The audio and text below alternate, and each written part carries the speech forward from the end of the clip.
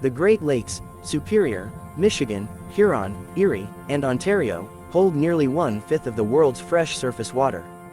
They appear calm, even beautiful, stretching like inland seas across North America. Yet beneath their cold blue skin lies a history so violent, so soaked in tragedy, that entire generations learn never to speak of it aloud. Because the lakes remember everything. The first warning. Long before maps named them, before steel ships scarred their surfaces, the indigenous nations knew the lakes were alive. The Anishinaabe called Lake Superior Gitchagami, the Great Sea. They believed it was ruled by powerful spirits, guardians of balance who punished arrogance and disrespect. Hunters left offerings before crossing its waters. Fishermen spoke softly. Children were taught never to laugh at storms. There was a reason. Elders told of a time when a young warrior mocked the lake, boasting that no water could defeat him. As his canoe crossed the horizon, the sky darkened unnaturally fast. Waves rose like walls. Thunder cracked once, only once. The canoe vanished. Days later, pieces of it washed ashore, neatly broken, as if arranged by careful hands. No body ever returned. The elders said the lake had taken him, not in anger, but as a lesson. 2. Lake Superior. The grave that never gives back.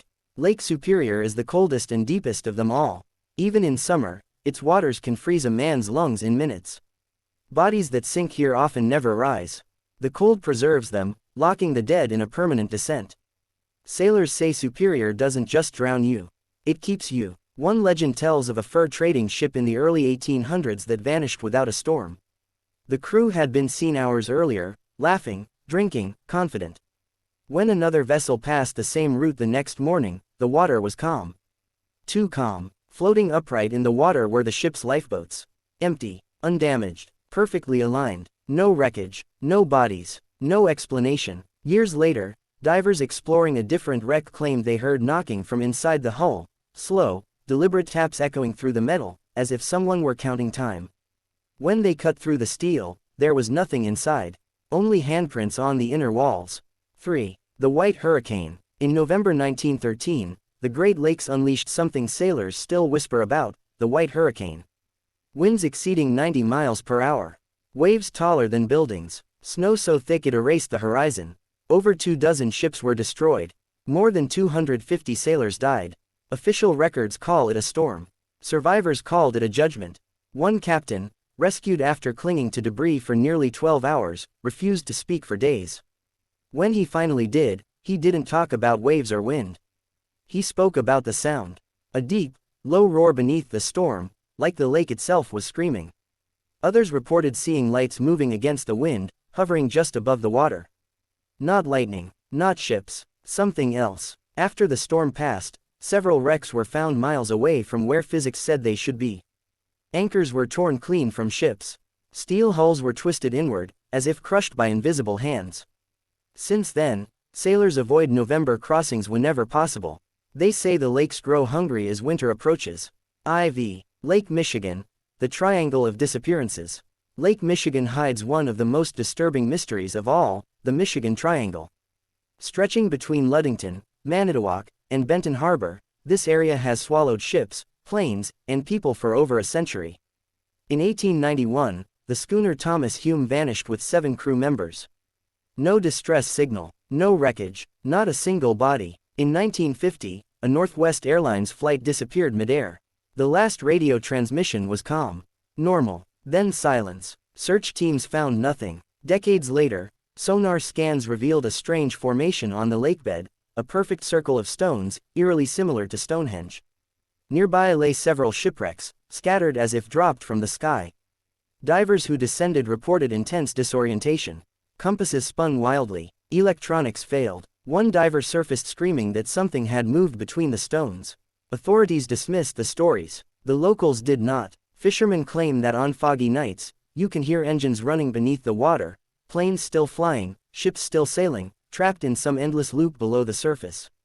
The Screaming Lighthouse. Along Lake Huron stands an abandoned lighthouse that locals refuse to approach after dark. It was built in the late 1800s and operated by a single keeper and his young daughter. One winter, supply ships failed to arrive. Weeks passed, then months. When rescuers finally reached the lighthouse, they found the door bolted shut from the inside. Inside were 2 skeletons. The logbook told a horrifying story.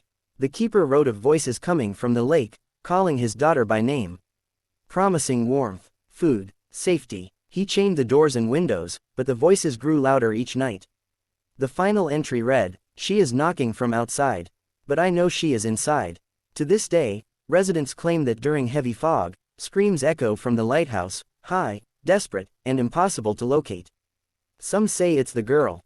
Others believe it's the lake, practicing human sounds. The phantom ships of Lake Erie. Lake Erie is the shallowest of the Great Lakes, but also one of the deadliest. Storms rise here fast and violent, leaving little time to escape. There are stories of phantom ships, full-sized vessels sailing silently through mist, their decks crowded with shadowy figures. In 1942, a naval patrol reported encountering a ship with no visible markings. It ignored radio calls and passed directly through their formation, then vanished. No wake, no sound, no radar signature. Old sailors insist these are not ghosts of the dead, but echoes. Moments replaying themselves, trapped in the water like scars. If you see one, they say, turn away immediately. Watching too long means the lake has noticed you. 7. Lake Ontario's sunken city. Near the eastern edge of Lake Ontario lies the legend of a drowned settlement, an entire village swallowed overnight. According to folklore, the town ignored repeated warnings from indigenous elders about building too close to the shore. One night, the lake rose without warning. No storm, no rain. By morning, the village was gone. Modern sonar scans have detected straight lines beneath the lakebed, foundations, roads, and structures too precise to be natural. Divers who attempt to explore report overwhelming dread, crushing pressure, and the sensation of being watched. Some surface early, claiming they saw lights flickering beneath the silt, as if someone were still living there. Waiting. 8. Why the lakes never rest. Scientists explain the Great Lakes with currents, pressure systems, and geology. The legends offer a different explanation. They say the lakes are not just water. They are memory. Every death, every scream, every broken promise sank into them and never dissolved. That is why storms come without warning. Why bodies don't rise. Why compasses lie. The lakes are not evil. They are ancient, and like all ancient things, they demand respect.